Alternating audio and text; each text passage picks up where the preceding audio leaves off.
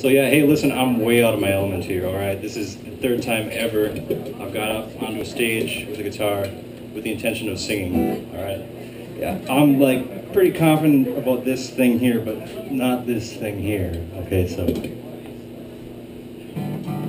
Thanks for the warning. Oh yeah. Smoke break now's the time. Okay, so I'm gonna try to do a couple songs I started writing about 5 years ago that I just finished a couple hours ago. No, don't. That's a lie. They're not finished. But I figured, what better time than at a songwriting contest to talk about the frustration of trying to write a song. So judges, just go ahead, scribble the name out right now. I'm going to talk about why this song isn't written. Okay, so I started developing this guitar part like a good 5 years ago, and I've always had a melody too. Like I know, people always ask musicians like, well, what comes first, the melody or the lyrics? And it goes both ways. But in this one, I always had this melody. I'm like, that's the melody, and I've been trying to write words to it, and it hasn't panned out. So I've always known this is a song about unrequited love, because they say write what you know. And my first idea was the simplest idea. It was just write a song. I was going to write a song about a guy who's watching like the most beautiful sunset he's ever seen, and he just wants somebody to share it with. I'm like, nah, that's a little too vulnerable. I can't go out and sing that.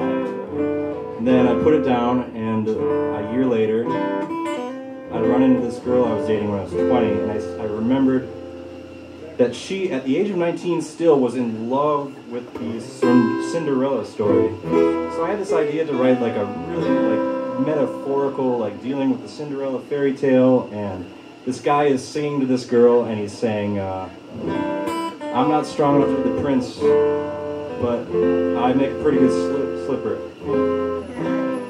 Right, that's a little hammy. Don't plot that either. And then I stopped working on it for a while until a month ago. I decided that's going to be one of the ones I'd work up for this here. And it wasn't until a week ago that I had this idea. Have any of you seen that movie Contagion that's out right now? I saw the preview too. And so okay, you get the idea in the preview that it's this movie about a virus breaks out and threatens the whole world. And it reminded me of this story I wrote 2 years ago in my head. I never wrote it down, I never finished it, but I had this, I'm going to tell you this story that this song is meant to be about. Okay, so this guy and this girl, they meet at university, in a college, and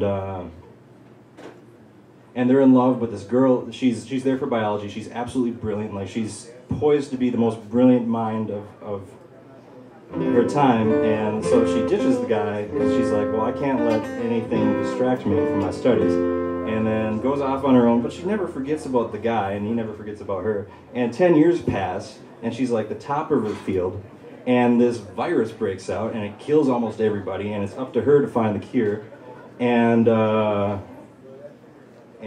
she ends up with a test subject. She's told, well, there's somebody that somehow he's still alive, he's got it, but he's still alive, and we need to study him and rip him into pieces and figure out what's going on there and find the cure. And when she goes to confront this test subject on the other side of, biohazard, glass, it's the boy.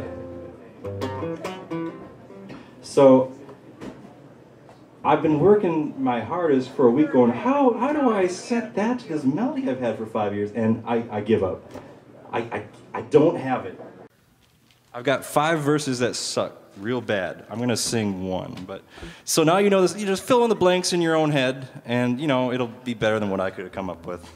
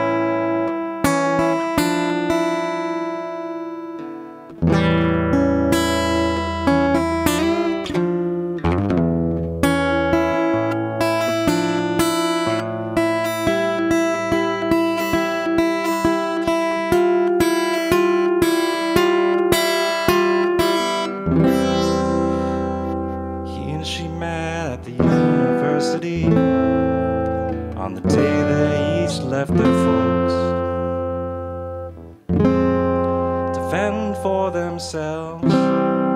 He studied art, she studied medicine. They were the generation's brightest minds, and they hoped in time to change the world.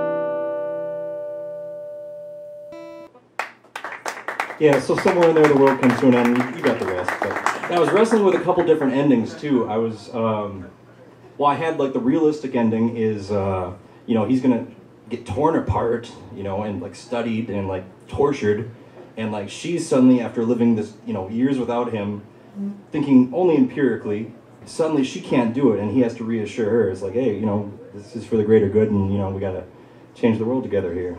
Okay, that's the realistic ending. The ridiculously sappy ending is she can't understand why he's still alive, and he says something like, "Well, I had to stay alive for you." And so, yeah, well, that's the hallmark, you know. And then I always think of a dark ending too. And the dark ending is, it turns out he started the virus just to get her attention. So.